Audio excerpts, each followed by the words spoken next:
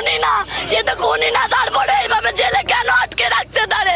তার স্ত্রী কষ্ট সহ্য করতে না পারে। আমার বোন, আমার একটা বোন, আমার একটা ভাগ্নে আত্মহত্যা করছে, কত কষ্ট নিয়ে মরছে। ভিডিওটা শেয়ার করবেন। ঘুম ভাঙাতে চাই ডক্টর আসিফ নজরুল ইসলাম স্যারের। এই কান্না শুনে কি আপনার খারাপ লাগছে? আপনি একবার চোখ বন্ধ করে ভেবে দেখেন তো, ধরেন আপনি 10টা মার্ডারই করছেন, আপনার ফাঁসি হবে, কোনো সমস্যা নেই, আপনি অপরাধী। একটা সন্তান জন্ম দিয়েছেন, আপনি জেলে 11 মাস, বাচ্চাটা 9 মাস হয়েছে বয়স, বাচ্চাটারে কখনো কোলে নিয়ে দেখতে পারেন নাই, এই বাচ্চাটা মারা গেছে, আর আপনি প্রথমবারের মতন তার শরীরটাকে ছুঁচ্ছেন। তার ছোট্ট ছোট্ট একটা শরীর মৃত। একজন বাবা হিসাবে আমি মনে করি দুনিয়ার কোনো আদালত, দুনিয়ার কোনো কারাগার এই অধিকার রাখে না, বা এই আইনের সিস্টেম অ্যাক্টিভ করা যায় না যে এই সন্তানটারে মৃত কোলে নিবে এবং তার জানাজাটা বাবা করতে পারে নাই। তার মাটি কবরে বাবার কাঁধে চড়ে তার কবরে যাওয়ার সুযোগ হচ্ছে না। এখন এই সাদ্দাম, যে ছাত্রটা, মানে ছেলেটাকে নিয়ে আমরা কথা বলছি, ছাত্রলীগের বাগেরহাটের জেলার কি সভাপতি নাকি, সে কি আসলে অপরাধী? তার অপরাধটা কি? সে কি কোনো হত্যা মামলার আসামি? না।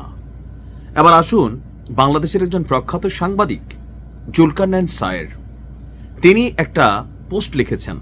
সেই পোস্ট পড়ে বোঝা যাচ্ছে যে দেশে আসলে কি হচ্ছে। দেখেন, সারা বাংলাদেশে হাজার হাজার আওয়ামী লীগের নেতাকর্মী গ্রেপ্তার হয়েছে।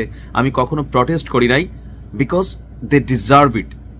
যারা অপরাধী তারা পানিশমেন্ট নিতেই হবে। আপনি একজনের ক্ষতি করবেন, আপনার ক্ষতি আল্লাহ করবে, আর রাষ্ট্র সিস্টেমে আপনাকে এটা পানিশ করবে। বাট আসলে কি অপরাধী?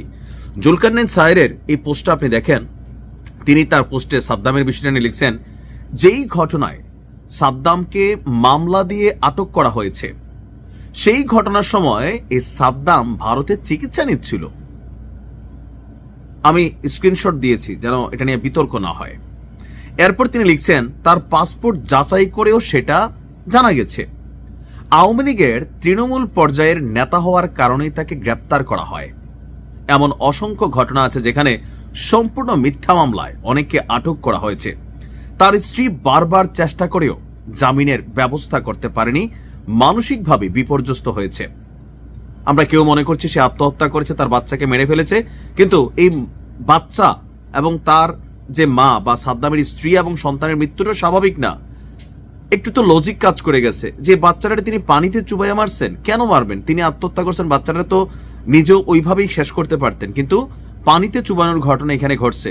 সাসপিশিয়াস, এখানে রহস্যজনক কিছু বিষয় আছে, সেটার ইনভেস্টিগেশন দায়িত্ব পুলিশের। কিন্তু সাদ্দামের সাথে যেটা ঘটলো, এটা কোনোভাবেই পরিবর্তিত বাংলাদেশে মানার সুযোগ। যে আপনি বলতেছেন ঠিক আছে, তো কালকে বেটা তুই যখন জেলে যাবি, তোর বাচ্চা মরলে তুই তখন জেলে বৈশা বলিস যে ঠিক আছে।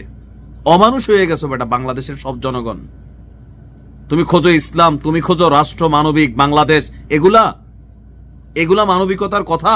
মানে আমার বিপরীত রাজনৈতিক দলের হইলে এত জিঘাংসামূলক মেন্টালিটি, দেশের মানুষের নরপিশাচে মেন্টালিটি আমাদের চলে গেছে। আমি আশ্চর্য হই। তোমার আল্লাহ সন্তান দিছে না, তোমার সন্তানের যেন এমন মৃত্যু হয় দেশে বিদেশে অথবা জেলে, তুমি যেন আটকে ফিল করতে পারো এই সাদ্দামের কি ফিল হইছে। জীবিত বাচ্চাটারে কোলে নিতে পারে নাই বেটা, মরা বাচ্চাটারে কোলে নিছে। 5 মিনিটের জন্য সময় পাইছে না, 10 মিনিটের জন্য। প্যারোলে হাজার হাজার মানুষের মুক্তি হয়। সাবেক পররাষ্ট্রমন্ত্রী মোমেন 8 মাস এই দেশে থেকে এই দেশের এই সরকারের সহযোগিতা নিয়ে দেশ ছেড়া পালাইছে। একটা লোম ছিঁড়তে পারছেন আপনি? যত আইন গরিবের জন্য, বড় লোকরা তো আইন তৈরি করে। আপনি বোঝার চেষ্টা করেন। জুলকারনাইন সায়ের লিখছেন লাস্টে যে মানুষ যখন মানবিক মূল্যবোধ হারিয়ে ফেলে তখন সে পশুতে পরিণত হয়। যেহেতু মানুষ হয়ে জন্মেছেন, মানুষ হয়ে থাকার চেষ্টা করুন, পশু নয়। আমার কাছে মনে, আমার কমেন্টের মধ্যেও কিছু পশুর চেহারা আমি দেখতে পাইছি। ভাই তোরা মানুষ না, মানুষ নামের অমানুষ, কলঙ্ক তোর জন্মের। আমি দোয়া করি সাদ্দামের ব্যথা যেন আল্লাহ তুরে বুঝাইতে, যে মনে করছস যে ঠিকই আছে। যে মেয়েটা কান্না করতেছিল এটা সাদ্দামের শালী। সাদ্দাম কোনো হত্যা মামলার আসামি না। মানে রাজনৈতিক মতের বিপরীতে হইলে আমরা এটারে জায়েজ করে ফেলবো। নিজের বেলায় আসলে একদম ঠিক আছে ভাই, আমার মানবিকতা নাই, দেখেন, আমরা কথা বলি মজলুমের পক্ষে। আওয়ামী লীগের আমলে 9 বছর দেশে ঢুকতে পারি নাই, কারণ আপনাদের পক্ষেই কথা বলছি। মজলুম ছিলেন আজকে, গতকালকে আপনি, আজকে আপনি শাসনে যাবেন, এখনই আপনি মনে করতেছেন ঠিকই আছে। মানুষের জন্ম আপনার। আমাকে এই পর্যন্ত দেখছেন কারোর পক্ষে এরকম একটা ভিডিও বানাইতে, কিন্তু আমি একজন বাপ, আমার সন্তান আছে ভাই, তোর তো আছে নাকি? এগুলা অনুভূতির বিষয়, বুঝতে হবে। পশু হইলে বুঝবেন না, আরে পশুর মধ্যে তো একটা মায়া মমতা আছে। আমি দেখছি ভিডিও ভাইরাল হয় ফেসবুকে। সাদ্দামের সাথে যেটা হয়েছে, এটার বিচার একদিন এই দেশের মাটিতে হবে। সিস্টেম বিচারের আওতায় আসবে, এটা মনে রাখেন।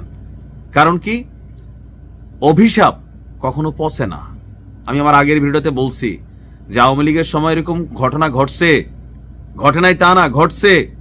তখনও আমরা ভিডিও বানাইছি, প্রটেস্ট করছি, বলছি যে ভাই অভিশাপ, অভিশাপ, এটা পচে না, এটা লাগে, লাগছে না?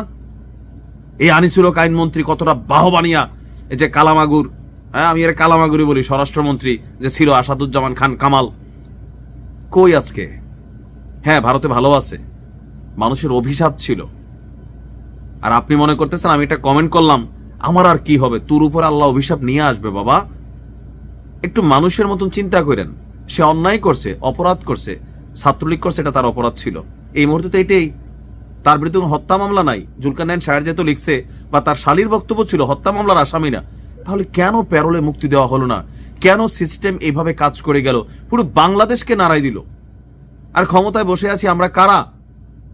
শান্তিতে নোবেল পাওয়া ডক্টর মোহাম্মদ ইউনুস, আসিফ নজরুল ইসলাম। আল্লাহ আমার যদি একবার মন্ত্রী বানাই দিতেন। তো বানাইছে তো স্যার। এগুলার জবাবদিহিতা আপনাদেরকে দিতে হবে, করবে সিস্টেম, আপনাদেরকে ধরবে।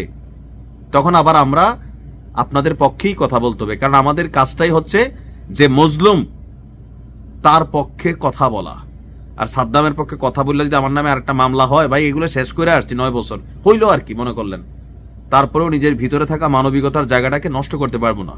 আমি এই মেয়েটার কান্না বাদ দেন, আমি যখন এই দৃশ্যটা দেখছি, আমার 3টা সন্তান আছে ভাই, আমি এটা ফিল করতে পারি। আপনি হয়তো বাপ নামের কলঙ্ক থাকে না, যে জন্ম দিলেই বাপ হয় না।